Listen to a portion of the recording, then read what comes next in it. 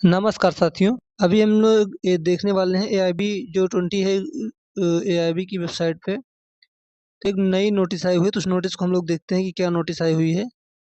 तो ये reschedule for registration payment of fee and correction in registration form. ठीक है, तो इसके लिए हम देखते हैं क्या नोटिस है। तो जो नोटिस आई हुई है इसमें आप देख सकते हैं, जो हमारा एप्लीकेशन स्टार्ट हुआ था 29 सितंबर से, उसकी जो लास्ट डेट थी वो 29 अक्टूबर जो थी, उसको 2 दिन के लिए और एक्सटेंड कर दिया गया। यानी कि अगर आपने रजिस्ट्रेशन नहीं किया है अभी तक, तो आप 31 अक्टूबर तक, यानी कि आज 29 तारीख है, तो आप 31 तारीख तक अपना रजिस्ट्रेशन कर सकते हैं।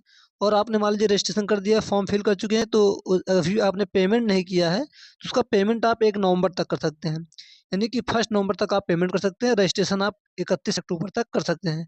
साथ ही साथ अगर आपके फॉर्म में कोई गलती रह गई है, कोई मिस्टेक हो चुका है आपसे, उसको भी आप सही कर सकते हैं 1 नवंबर 2025 तक। ठीक है। और एक चीज़ और, तो ये इसका जो एडमिट कार्ड जारी किया जाएगा वो 15 नवंबर को जारी कर दिया जाएगा। इस नोटिस में साफ साफ लिखा गया है।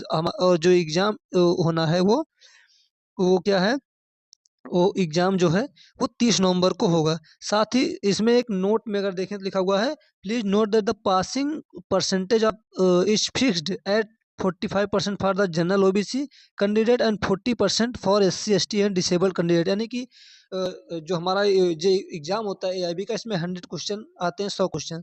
तो जनरल और ओबीसी के लिए 45%, यानी कि 45 क्वेश्चन सही करने हैं। और जो एससी एसटी के कैंडिडेट्स हैं या डिसेबल्ड कैंडिडेट हैं, उनके लिए 40% मैंडेटरी है। अगर आपका इससे कम नंबर आएगा तो आप इस एग्ज़ाम में पास नहीं हो पाएंगे, और पास नहीं होंगे तो आपका सीओपी यानी सर्टिफिकेट ऑफ प्रैक्टिस से जो है वो जारी नहीं होगा।